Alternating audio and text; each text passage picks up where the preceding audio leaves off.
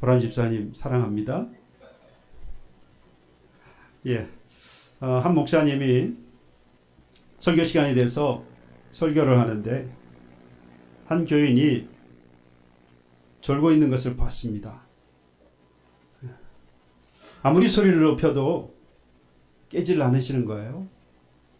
일주일 내내 기도하면서 설교를 준비하고 두렵고 떨리는 마음으로 강단에 서서 말씀을 전하는데 그 반응이 졸음이라고 하는 것을 보면서 그 마음이 억울했어요.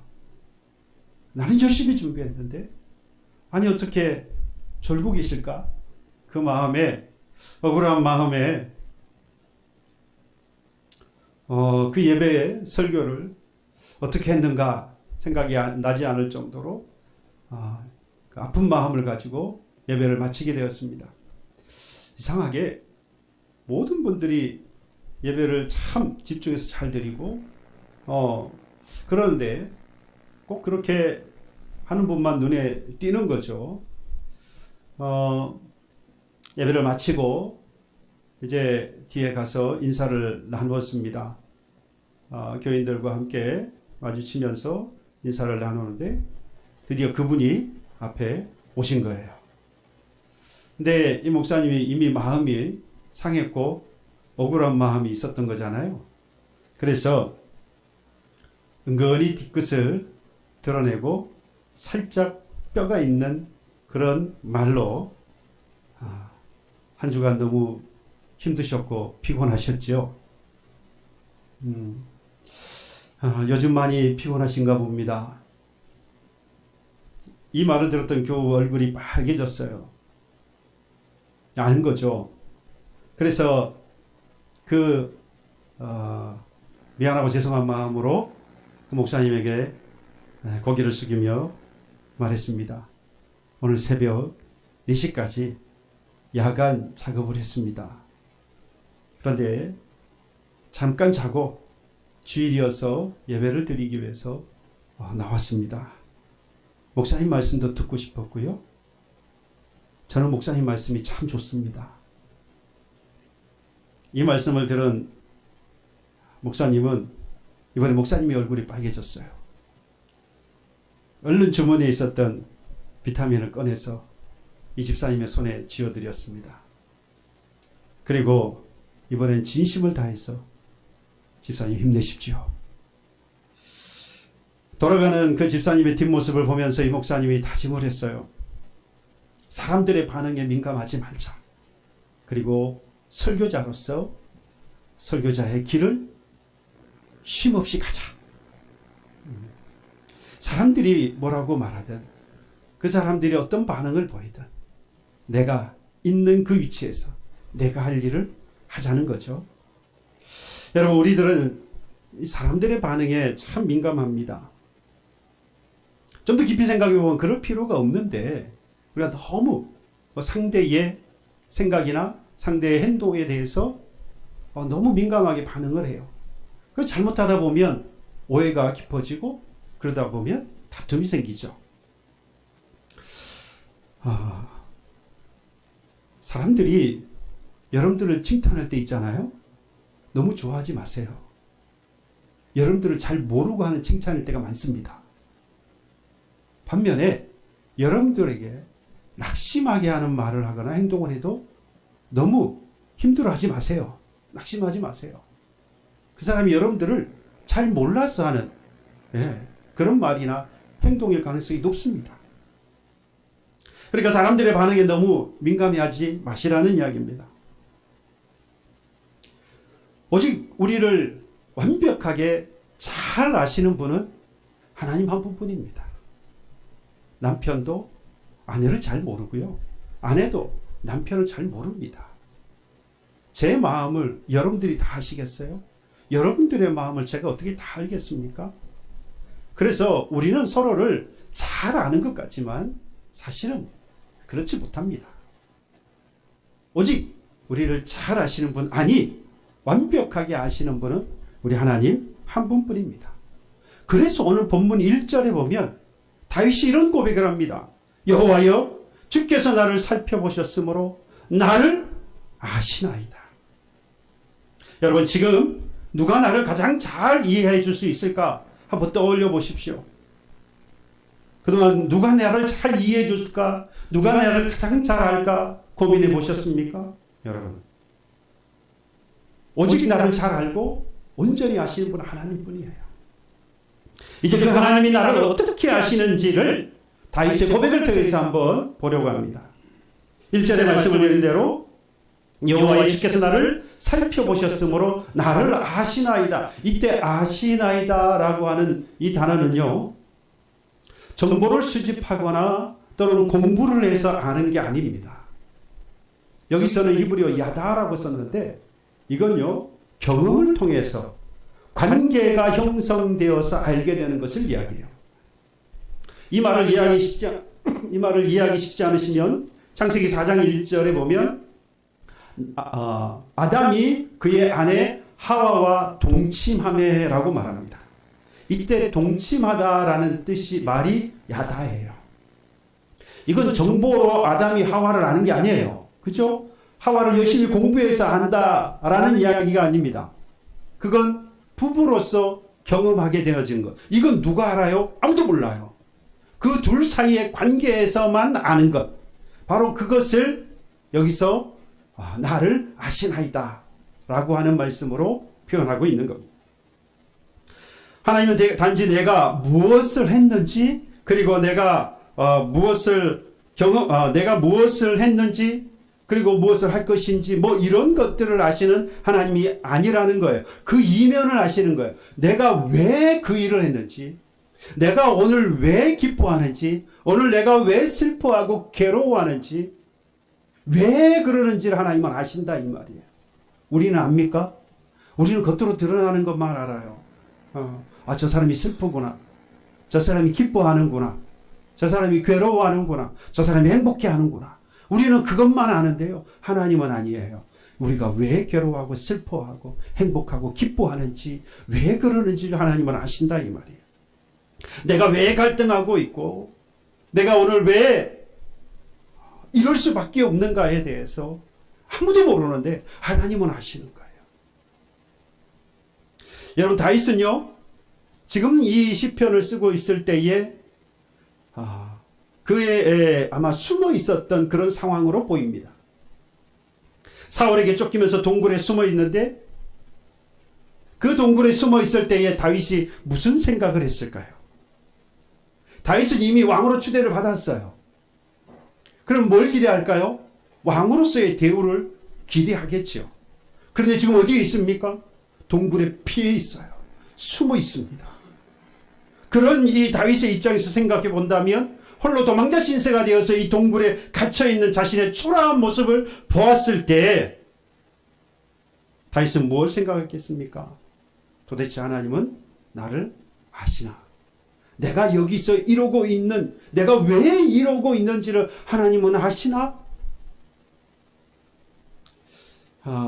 버락 오바마 대통령이 내 아버지로부터의 꿈이라고 하는 자서전을 썼는데, 거기 보면 그 버락 오바마 시니어, 아버지, 오바마의 아버지에 대한 이야기가 많이 나와요. 그런데 그 자서전 중에 자신의 이 정체성 때문에 고민했던 부분들이 나옵니다. 아버지는 케냐 출생이죠. 근데 어머니는 미국 백인입니다. 아버지는 케냐 출생의 흑인이고 어머니는 미국 출생의 백인인 거예요. 그러니까 흑인과 백인 사이에 태어나서 스스로 그 정체성에 나는 누구냐? 나는 흑인이냐? 나는 백인이냐? 이 정체성의 혼란 속에서 이 오바마는 이 거울을 볼 때마다 낯선 자신을 발견했다라고 이야기합니다. 이렇게 때로는 나도 나조차를 이해하지 못하고 나도 나조차를 잘 알지 못하는 그런 때가 있습니다. 그러나 하나님은요, 나의 마음을 아시고 내가 왜 갈등하고 있고 내가 왜 괴로워하고 있고 오늘 내가 무엇 때문에 이렇게 살아가고 있는가를 하나님은 아신다 이 말이에요. 내가 지금 경험하고 있는, 내가 지금 가지고 있는 그 모든 삶의 그 깊은 뿌리를 나조차도 모르는데 하나님은 그 뿌리 깊은 곳에 있는 것까지 하나님은 아신다 이 말입니다. 모든 사람들이 나의 그 모습을 보고 오해를 하고요. 심지어 나도 나조차를 잘 모르고 있는 그때 하나님은 나를 향하여서 나는 너를 안다, 야다라고 이야기해요. 하나님은 지금 여러분들의 고민과 상처와 그리고 심지어 숨기고 싶어 했던 그 모든 죄 때문에 가지고 있는 죄책감까지도 하나님은 다 알고 계셔요. 그러니 그 하나님 앞에 우리가 감출 게 있습니까? 하나님은 나보다 더 나를 잘 아시는 분, 그 하나님 앞에 나는 숨기지 않아도 되는 거예요. 숨기려고 애쓸 필요가 없어요. 하나님 나의 그 뿌리 끝까지도 알고 계시는 분이니까 굳이 하나님 앞에 감출 필요 없어요. 오히려 드러내오시면 됩니다. 여러분들 그 고민을 하나님 앞에 내어놓으세요. 하나님께서 반드시 들어주실 것입니다. 여러분들이 가지고 있는 그 깊은 상처 여러분 감추지 마십시오. 하나님 앞에 내어놓으시면요 하나님 분명히 싸매주실 거예요.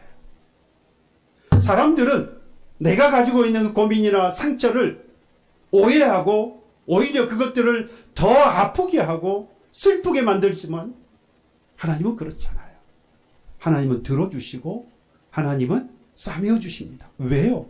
나를 잘 아시기 때문에, 나를 다 아시기 때문에, 내가 오늘 왜 고민하는지, 내가 오늘 왜 슬퍼하는지, 내가 왜 상처를 갖고 오늘 이렇게 헤매고 있는지, 아니면 행복해하고 기뻐하고 즐거워하는 그 뿌리를 우리 주님은 다 아시기 때문에 그 하나님 앞에 감추지 말고 드러내 놓으시기 바랍니다.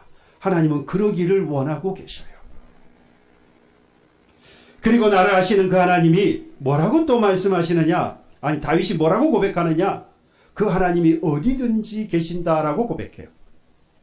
나를 아시기만 하나님이 나를 아시는데 그 나를 아시는 하나님이 나하고 함께 계시지 않으면 무슨 상관이 있습니까? 아무런 관계가 없어요. 나를 잘 아시는 그분이 나하고 함께 계셔야지요. 그게 의미가 있잖아요. 그래서 다윗은 이 고백을 하는 겁니다. 나를 아시는 그 하나님이 지금 나하고 함께 계신다. 7절로 9절에 그 말씀을 하는 겁니다. 이렇게 말해요. 내가 주의 영을 떠나 어디로 가며 주의 앞에서 어디로 피하리까? 내가 하늘에 올라갈지라도 수월에 내 자리를 펼지라도 바다 저 끝까지 가 있을지라도 그곳에 거주할지라도 거기 계시는 누구? 하나님이라 라고 말합니다. 내가 높아져서 하늘 위에 가도요, 내가 정말 낮고 천에서 저 밑에 내려가도, 사람들에게 쫓겨와서 외롭고 슬픈 가운데 저 바다 끝에 가 있는 것처럼 거기에 가 있다 할지라도 하나님은 거기에 계시는 거예요. 내가 어디에 가 있든지 하나님은 나와 계시는 거예요. 나와 함께 그곳에 가 계시는 이유가 뭔지 아세요? 다윗은 이렇게 고백합니다. 10절 말씀. 거기서도 주의 손이 나를 인도하시고 주의 오른손이 나를 붙드시리라. 하나님이 나를 뭐 해주시려고? 인도해 주시려고. 하나님이 나를 뭐 해주시려고요? 붙잡아 주시려고. 이것을 다윗이 뭐라고 고백했죠? 여호와는 나의 뭐라? 여호와는 나의 무엇이니? 목자시라고 했잖아요. 나를 인도해주고 나를 붙잡아 주시는, 여러분 어리석은 그 양이 가는 길을 모르니까 그 길을 인도해주는 분이 누구죠? 목자잖아요. 내가 가는 길을 잘 몰라서 눈이 어두워서 떨어질까봐 그 어린 양을 붙잡고 가는 분이 누굽니까? 목자잖아요. 다윗이 내가 어디에 있든지 나를 인도해주고 나를 붙잡아주는 분은 오직 하나님이라고 이야기합니다. 오직 하나님. 여러분 다윗은 지금 아둘람 굴에 있어요. 광야에도 있었고요, 사망의 음침한 골짜기도 다녔어요. 심지어 왕궁에도 있었어요. 그때마다 하나님은 자신과 함께 계시는 것을 느꼈던 겁니다. 그래서 여호와는 나의 목자시니 내가 부족함이 없다라고 하는 고백을 할 수 있었어요. 여러분 하나님은요 심판자로만 계시는 게 아닙니다. 우리의 죄를 책망하시고 이 죄에 대한 대가를 지불하게 하시는 하나님만이 아니라는 거예요. 어디든지 나와 함께 계시면서 나를 인도하시고 나를 붙들어 주시는 목자 되시는 우리 하나님인 줄 믿으시기 바랍니다. 그런데 문제는 제가 이렇게 말씀을 드리고 여러분도 말씀을 묵상하면서 그런 하나님이라 듣고 마음에 믿음에도 불구하고 우리는요 외로움을 느낍니다. 하나님이 너무나도 멀리 계시는 것처럼만 생각될 때가 분명히 있어요. 그렇지 않습니까? 어떨 때일까요? 고난의 순간이 다가올 때입니다. 승승장구했던 나의 사업이 흔들릴 때예요. 튼튼했던 건강했던 나의 몸이 아프고 병들었을 때입니다. 행복했던 나의 가정이 어떤 작은 일들로 인해서 어려움을 겪을 때 우리는 의심합니다. 하나님이 멀리 계시거나 하나님이 지금 나와 함께 계시지 않는구나. 여러분, 어느 아침에 눈을 떴는데 하나님이 나와 가까이 계시는 게 느껴지지 않아요. 아침에 일찍 일어나서 하나님 앞에 엎드려 기도합니다. 그런데 하나님이 느껴지지 않아요. 혹시나 해서 내가 생각나는 모든 죄를 다 끌어다가 하나님 앞에 용서를 구해봅니다. 그런데 하나님이 느껴지지 않아요. 친구들에게 나에게 기도해달라, 나의 기도를 좀 해달라고 부탁도 하고요. 그것도 안 되어서 슬프고 애타는 마음으로 금식도 해봅니다. 그런데 여전히 하나님은 너무나도 멀리 계시는 것 같아요. 여러 가지 그런 고민, 여러 가지 고난을 겪으면서 하나님이 너무 멀리 계시는 것 같아서 그 하나님 앞에 내 이 모든 마음들을 다 드러내 보았는데도 불구하고 그 하나님이 너무 멀리 계시는 것 같고 하나님이 나와 함께 계시지 않는 것 같은, 여러분 이때를 뭐라 그러냐? 영적 침체기라고 그래요.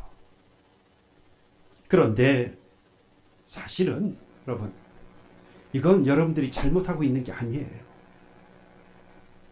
이 정도 신앙생활을 하는 사람이라면 지금 내가 이렇게 기도하고 이렇게 금식하고 이렇게 하나님을 찾고 내가 혹시라도 죄를 범했을까 하나님 앞에 이렇게 용서를 구해보는데도 불구하고 하나님이 멀리 계시는 것 같다, 하나님이 나와 함께 계시지 않는 것 같다, 이 정도 생각하는 사람은요 대단한 신앙인입니다.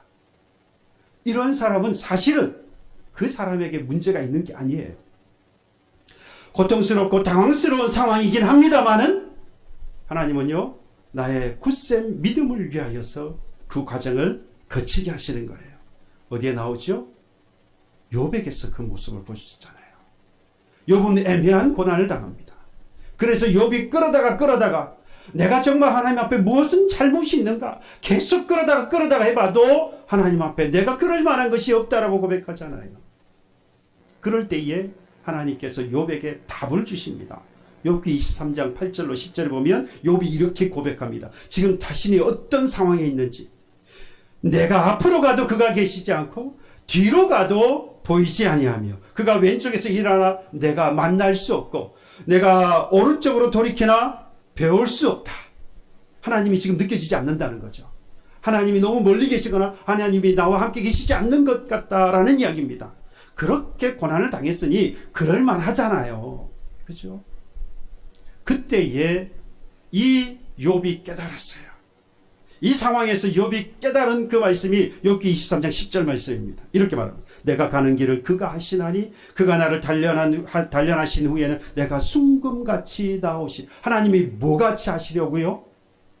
나를 멀리 떠나 계시는 것 같고 나와 함께 계시지 않는 것처럼 느끼는 그 순간에는 하나님이 나를 멀리 떠나 계시거나 나와 함께 계시지 않는 것이 아니라 나를 뭐하게 하시려고요? 순금같이 만드시기 위해서 나의 믿음을 더욱더 뭐하고? 굳건하게 하시고 더 단단한 믿음 있는 사람으로 하나님이 만드시기 위해서 거쳐가는 과정이었다라는 겁니다. 아, 하나님의 목적이 여기 있었구나. 나를 단련하신 이후에 순금같이 되게 하시려고 하나님이 나를 멀리 하셨구나. 지금 여러분 어디 계십니까? 어둠 속입니까? 외면을 당하고 있습니까? 여러분 그 자리에 하나님이 계시는 줄로 믿습니다. 거기에 계세요. 하나님은 어디에서나 내가 있는 곳이라면 하나님이 계십니다. 결코 나를 떠나지 않는 그 하나님이 오늘도 저와 여러분들의 손을 붙잡으십니다. 그리고 내 길을 인도하십니다. 여러분, 인도하신 하나님을 따라가시면 되고 나의 손을 붙잡아 주시는 그 하나님의 손을 놓지 않으시면 되는 거예요. 뭘 믿으면 되죠? 그 하나님이 멀리 계시거나 나를 떠나신 분이 아니라 지금 나와 함께 하신다는 사실. 비록 지금 내가 애매한 환난이 있더라도, 지금 내가 외롭고 슬픔 가운데 있다 할지라도 여러분, 하나님은 나를 인도하시고 나를 붙잡아 주고 계시는 줄로 믿으시기를 바랍니다. 여러분, 나를 아시고 어디든지 계시는 그 하나님이 다윗은 또 뭐라고 고백하느냐? 나를 지으셨다라고 고백해요. 나를 지으셨다. 13절에 보면 주께서 내 내장을 지으시며 나의 모태에서 나를 만드셨다라고 했습니다. 여기서 지으셨다라는 것은요, 뚝딱뚝딱뚝딱 만드는 거, 그게 아니에요. 계획을 가지고 아주 섬세하게 짜 맞추다, 수놓다라는 뜻입니다. 여러분, 수를 놓으시죠, 그죠? 수 놓을 때 보면 그냥 막 하십니까? 숙달이 되신 분은 그냥 막 하시지만 그 머리에 뭐가 있죠? 설계도가 있어요. 그림이 잡혀 있습니다. 맞추는 것도 마찬가지예요. 그냥 막 맞추는 게 아니죠. 계산을 합니다. 여러분, 하나님께서 다윗을 만드셨다라고 할 때 다윗이 깨달은 것은 하나님께서 나를 그냥 이렇게 저렇게 하다 어쩌다 만드신 게 아니라 하나님이 철저하게 아주 섬세하게 계획을 세우시고 그 설계대로 지금 나를 인도하신다. 나를 지으셨다라고 말하고 있는 겁니다. 그런데 여러분, 제가 이 말씀을 보면서 다윗이 이런 고백을 할 처지가 아닌데라는 생각이 들었어요. 다윗이 지금 하나님께서 나를 철저하게 계획하셔서 나를 지으셨다라고 고백할 수 있으려면 지금 다윗의 상황이 어때야 될까요? 해피해야 돼요. 행복해야 돼요. 여러분, 우리가 하나님 앞에 하나님 나의 인생을 계획하셔서 오늘같이 이렇게 인도하셨군요 라고 우리가 고백할 때는요, 분명합니다. 지금 내가 행복해요. 하나님이 주신 것들이 너무 많아요. 그래서 누리고 살아가고 있는 거예요. 그럴 때 우리는 하나님이 내 인생을 계획하셨고 나를 계획하신 대로 오늘 이렇게 살게 하시는구나 라고 고백한다는. 그런데 다윗은 지금 그런 삶이 아닙니다. 그의 인생을 보면 짜 맞추듯이 하나님께서 그 인생을 설계하셨다라고 믿기에는 너무나도 힘든 인생입니다. 사무엘상 16장에 보면요, 사무엘이 와서 다윗의 아버지 이새에게 그의 아들들을 불러오라고 합니다. 그리고 그들 아들들에게 기름을 부으려고 해요. 엘리야를 밑에서 지나갑니다. 그런데 아무도 하나님께서 기름을 부으라고 하지 않으세요. 그때에 이 사무엘이 이야기를 합니다.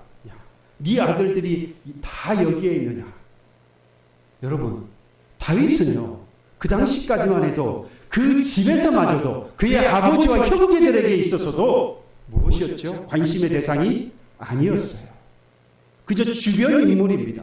그저 그 집에 양과 염소를 그냥 치는 아주 어린 목동에 불과해요. 아무런 존재가 아니었다라는 이야기입니다. 이럴 때에 조금만 잘못 생각하면 나라는 존재는 도대체 뭐지? 여러분, 양을 치면서 내가 아무런 인정을 받지 못하고 있는 그런 사람이라고 한다면 여러분, 무슨 생각을 하고 있었겠어요? 그 넓은 들판에서 조금만 잘못 생각하면 도대체 나는 어떤 인생이냐? 나는 도대체 어떤 가치를 가지고 있는 사람인지? 나는 도대체 왜 태어난 사람이냐? 나는 정말 하찮은 존재구나. 그런 비관적인 그런 질문에 어린 시절을 보낼 수밖에 없었을 거예요. 어릴 때뿐만 아닙니다. 골리앗을 이기고 장수가 되었습니다. 그런데 이 다윗은 수차례 이 사울 왕의 시기 미움으로 인해서 도망을 다니면서 동굴에 숨어야 했고, 심지어 자기의 지파인 유다 지파의 배신을 당해서 피해 다녀야 했습니다. 심지어 왕이 되어서도요, 아들 압살롬을 피해서 도망가는 도망자 신세였습니다. 왕이 말입니다. 다윗은 이렇게 자신의 존재를 인정받기 어려운 그때에 지금 뭐라고 고백하고 있다는 거예요? 하나님이 나를 지으셨다. 세밀하게 계획하셔서 나를 지으신 분이 하나님이시다라고 고백한다는 거예요. 혹시 지금 나의 인생은 정말 무가치하고 의미 없고 하찮은 나의 인생이라고 혹시 느끼거나 살고 있지는 않습니까? 실패한 나, 실수한 나, 상처받아서 내가 정말 별 볼 일 없는, 별 쓸모없는 존재가 아닌가 라고 하는 생각이 혹시 드십니까? 그럴 때가 있어요. 학생은요, 공부를 못할 때입니다. 학생은 공부를 못하면 사람들이 주위에서 말은 안 하지만 눈빛이 이상해요. 직장에는요, 성과에 의해서 가치평가를 제대로 받지 못할 때 그렇습니다. 가정에서 남편이 어떨 때 나는 하찮은 존재구나 라고 느낄까요? ATM기 같을 때. 아내는 뭐 같을 때요? 가정부 같을 때. 남편도 아내도 그런 사람들이 아니잖아요. 그런데 내가 그렇게 느껴질 때면 정말로 나는 가치 없다라고 생각하고 하찮은 존재라고 생각하고 방황하다가 소외감을 느끼고 그리고 외로움에 빠질 수 있습니다. 그러나 하나님은 뭐라고 말씀하시느냐? 우리를 향하여서 나는 너를 계획하였고 내가 그 계획대로 너를 지었다라고 말씀하는 거예요. 여러분, 그래서 우리는요, 나를 내가 학대를 하거나 함부로 대해서는 안 됩니다. 하나님이 철저하게 아주 섬세하게 계획하셔서 나를 지으셨는데 왜 내가 나를 학대합니까? 왜 내가 나를 함부로 대하는 겁니까? 그래서는 안 됩니다. 내 인생은요, 그저 그렇게 살아갈 인생이 아니에요. 내 인생은 우연한 어떤 산물이 아닙니다. 하나님이 직접 엮어놓으신, 계획하신 대로 만들어 놓으신 위대한 걸작품입니다. 믿으십니까? 옆에 분에게 말씀해 주세요. 당신은 걸작품입니다. 그게 그렇게 안 나오나요? 당신은 하나님이 지으신 걸작품인 거예요.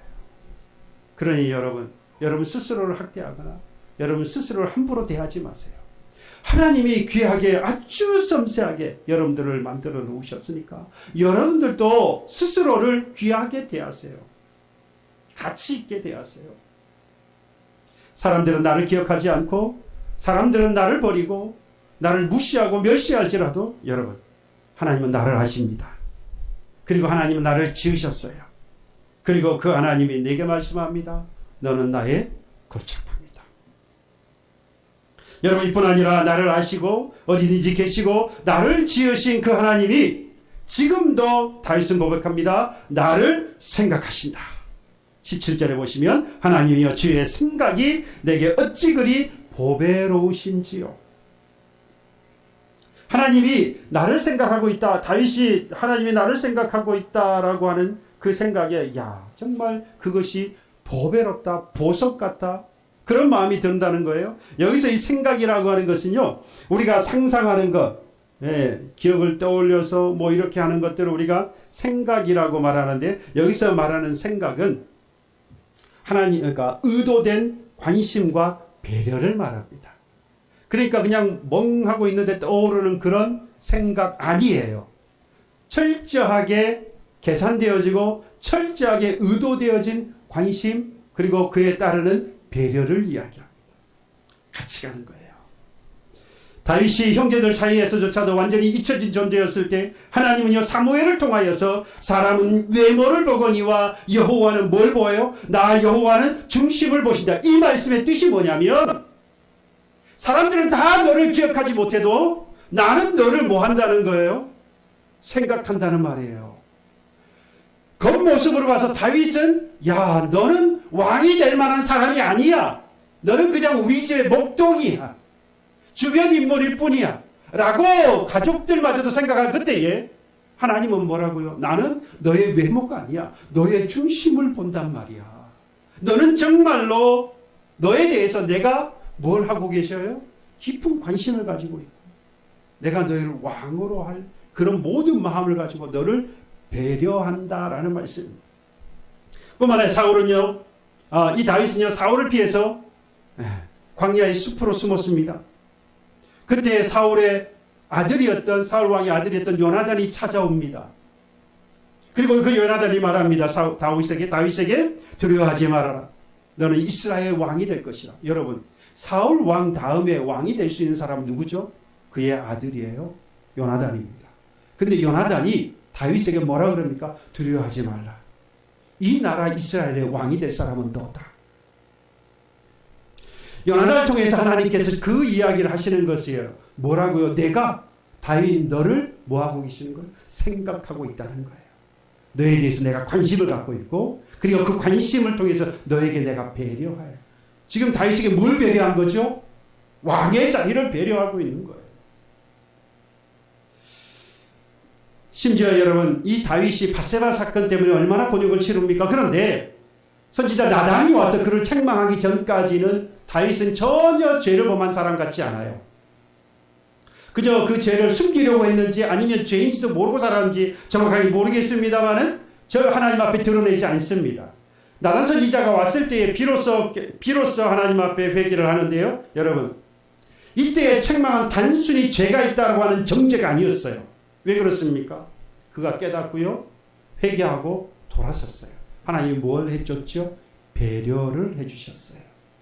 하나님은 다윗을 생각하셨습니다. 하나님은 다윗을요 생각하셨어요. 하나님은 다윗에게 깊은 관심을 두고 있었고 그가 회개할 수 있도록 배려하고 계셨다. 다윗은 이걸 뭐 한 겁니까? 알았다라는 말이에요. 만약에 하나님께서 그 일 관심을 갖지 않고 그에게 배려하지 않았다면 하나님은 그냥 침묵하시면 되는 거예요. 그리고 그의 죄에 대해서 나중에 뭐 하면 됩니까? 예, 징계하시면 끝이에요. 하지만 하나님은 여전히 그 다윗을 생각하셨기에 회개의 길을 열어주신 것입니다. 여러분, 사람들은요, 이 세간의 관심에서 멀어지는 것을 두려워합니다. SNS가 우리나라에 전 세계적으로 발달하는 이유가 바로 여기에 있죠. 온갖 좋은 모습의 사진들을 올려놓습니다. 내가 여기 있다는 거예요. 내가 여기서 이런 일들을 하고 있다라는 겁니다. 이런 모습들을 보입니다. 그리고 사람들이 뭘 받으려고 하죠? 관심을 받고 싶어 합니다. 사람들이 그 관심에서 멀어지는 것을 사람들이 두려워해요. 그래서 자꾸만 내가 여기 있다. 내가 지금 이런 걸 하고 있다. 내가 이런 걸 가지고 있다. 자꾸만 보여주고 싶은 거죠. 그런데 여러분, 그건 사람들의 그런 관심은요, 결국 일시잖아요. 그때가 지나면 다 잊어버립니다. 그런데 하나님의 관심은 영원합니다. 그 관심에 따라 하나님의 베풀어 주시는 그 배려 또한 영원해요. 반드시 하나님이 그 배려에 대해서 책임져 주시기 때문에. 하나님이 나를 아시고 어디든 함께 계시고 지으시고 생각하신다는 것을 믿는다면 여러분, 더 이상 우리는 하나님 앞에 숨길 필요가 없어요. 그것이 무엇이 되었든지가. 그래서 다윗이 이런 고백을 합니다. 23절이에요. 하나님이여 나를 살피사 내 마음을 아시며 나를 시험하사 내 뜻을 아옵소서. 사람들 앞에서는 내가 숨기고 싶고 잘 보이고 싶은데요, 하나님 앞에서 내가 그럴 수 없는 것을 압니다.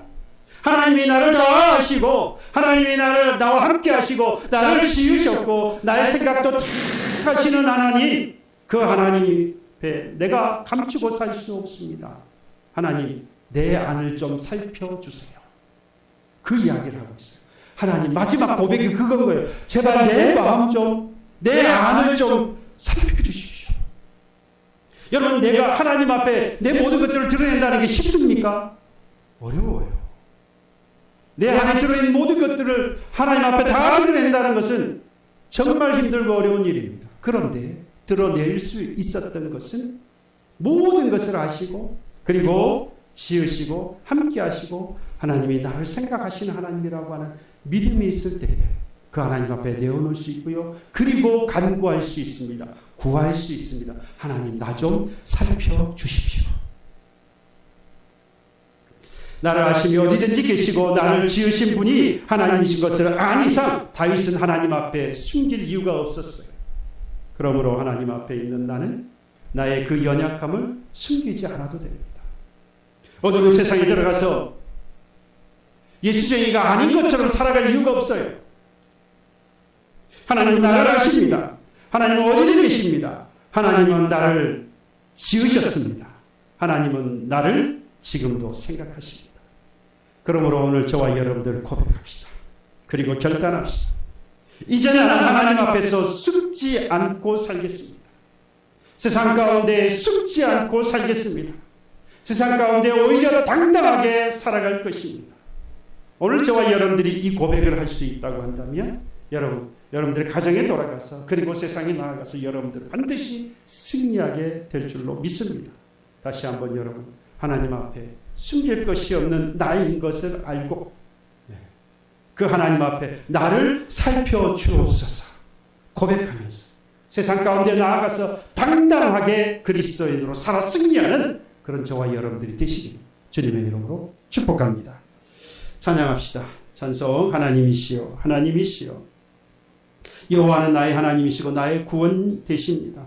내가 두려워할 것은 아무것도 없어요. 하나님 앞에 있는 나는 나의 모든 것을 아시고 나를 지으시고 나를 생각하시고 그 하나님 앞에 내 모든 것들을 내어놓으십시오.